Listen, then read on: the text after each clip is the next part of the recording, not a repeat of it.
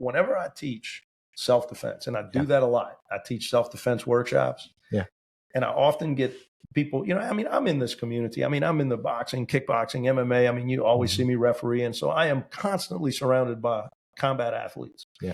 But I can tell you that whenever I teach self-defense, there's one thing that I focus on, and I tell them this. If you and I are boxing or you and I are doing jujitsu, we have the same goal. Yeah. Okay. And that drastically changes the setup where let's say you get a young lady where somebody's trying to drag her into a van. Her goal is going to be really different.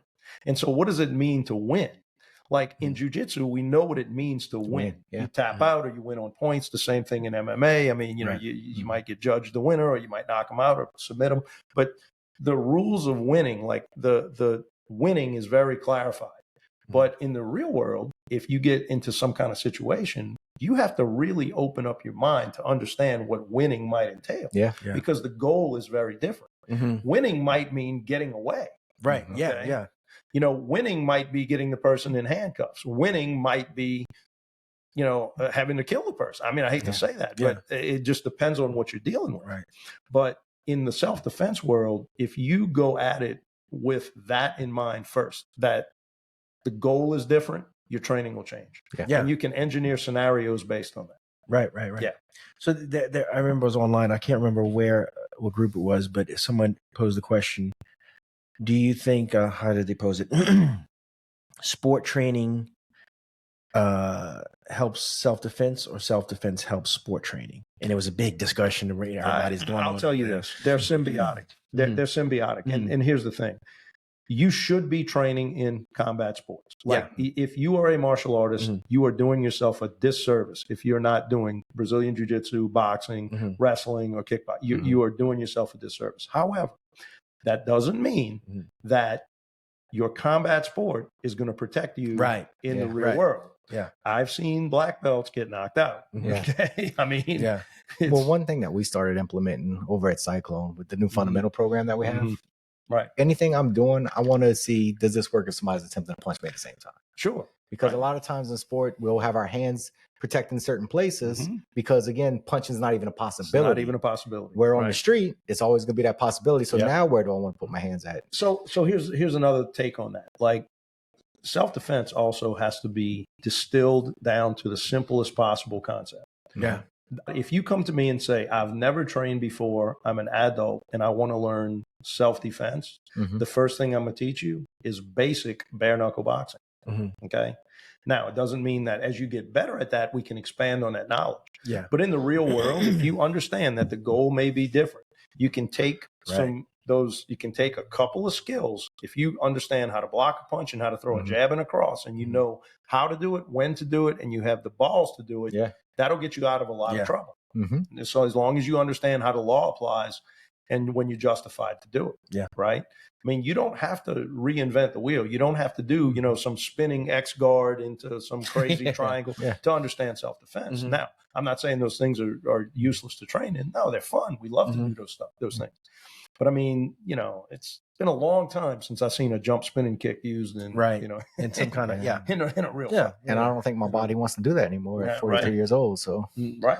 I mean, well, that's what I was getting at is I believe training, regardless, like I said, good, better, and best. So any training is good, right?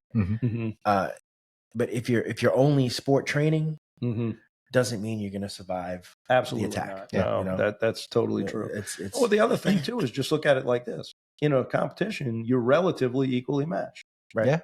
Yeah. I mean, your weight class. You could walk out of here and have somebody confront you that's completely different body size and whatever. And if you think that doesn't matter, you're crazy. I mean, it does matter.